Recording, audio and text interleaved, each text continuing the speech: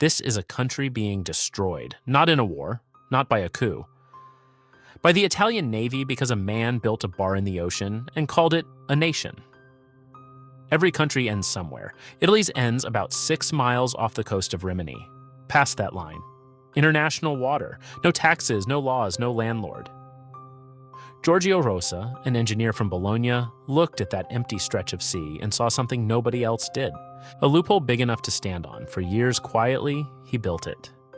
9 steel legs drilled into the seabed, a platform the size of half a football field floating in a legal no man's land. Then he opened for business, a restaurant, a nightclub, a bar with a view no one on Italian soil could legally sell. And on May 1st, 1968, Giorgio Rosa did something no engineer has ever done before or since. He declared it a country, its own flag, its own currency, its own language, Esperanto, built for a world with no borders, because Rosa's world had none either. He was president of a nation you could see from the mainland with binoculars. Tourists flooded in by boat. Italian newspapers couldn't get enough.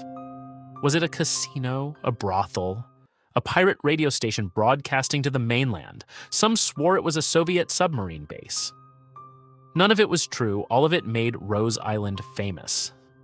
And fame, it turns out, is the one thing a government cannot ignore. Because if Rose Island really was a foreign country, Italy couldn't tax a single drink sold on it. And that, not the flag, not the language, not the rumors, was the part Rome could not forgive. 55 days after independence, Italian police and tax officers stormed the platform and seized it by force. Rosa's government fired off a telegram to the president of Italy, protesting the invasion of their sovereign territory. It was ignored. Governments don't negotiate with bars. A confiscation should have ended it there. A padlock on the door. A quiet death. Instead, 9 months later, the Italian Navy decided a padlock wasn't enough. In February 1969, Navy divers strapped explosives to all 9 pylons and detonated the Republic of Rose Island into the sea.